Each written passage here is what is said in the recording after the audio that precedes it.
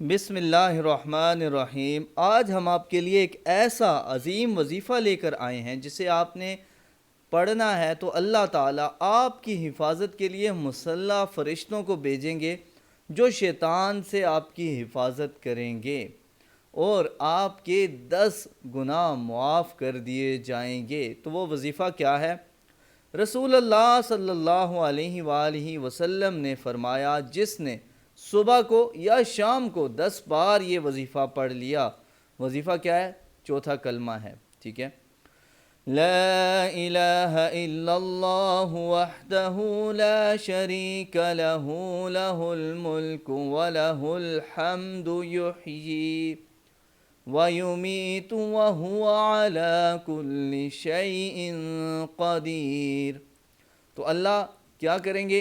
شام تک، اگر شام کو پڑھے تو صبح تک، صبح پڑھے تو شام تک، اس کی حفاظت کے لیے مسلح فرشتے بھیجیں گے جو شیطان سے اس کی حفاظت کریں گے۔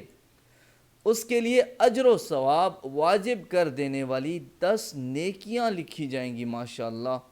اس کے 10 خطرناک قسم کے گناہ معاف کر دیے جائیں گے، اور اسے 10 غلام آزاد کرنے کا، یعنی مسلمان غلام آزاد کرنے کا ثواب ملے گا، اور اس دن اس کا اس عمل سے زیادہ اجر والا کوئی عمل نہیں ہوگا۔ ماشاءاللہ کتنی پیاری دعا ہے، صبح بھی شام کو بھی اس دعا کا اہتمام کیا کریں۔ چوتھا کلمہ ہی تو ہے، صبح شام اگر آپ 10 مرتبہ پڑھیں گے تو آپ کو 10 منٹ بھی نہیں لگیں گے، یہ صرف 3-4 منٹ میں کمپلیٹ ہو جائے گا۔